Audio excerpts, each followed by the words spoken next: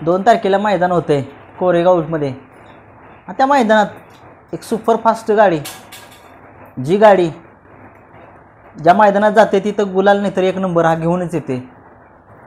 आपण बोलतोय छत्रपती संभाजीनगरची टॉपची जोडी राजा आणि सम्राट.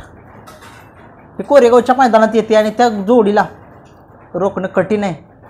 कारण तुम्हाला माहीत आहे या बैलगाड्या क्षेत्रात काही घडू शकतं, परंतु ही गाडी हरवणं खूप अवघड आहे. आणि ह्या जर गाडीला हरवायचं असेल तर कोणती गाडी असेल किंवा कोणता बैल आहे किंवा कोण पायरा पाहिजे त्या बैलाबरोबर. नक्कीच ही गाडी हरवणं सोपं नाही आहे, कुणालाच एवढं सोपं नाही आहे. परंतु ती गाडी जर हरवायची असेल तर बाकासुरून घोटच्या सर्जालाच यावं लागेल. माहीत आहे सगळ्यांना काय गाडी कशी पळते. कारण जिथं जाईल तिथं ही गाडी 1 नंबर नाही तर गुलाल हा फिक्स असतो ज्या गाडीचा. क्वचितच एखाद्या मैदान सेमीला गेलेली आहे बाहेर आपली गाडी, परंतु जिथं जाईल त्या मैदानात 1 नंबर हा मिळतोच या गाडीला. घोटचा सर्जा आणि बाकासूर हा पायरा जर झाला कोरेगावच्या मैदानामध्ये तर एक काटेकी टक्कर म्हणा तुम्ही. कारण राजा आणि सम्राटला रोखणं असंभव आहे.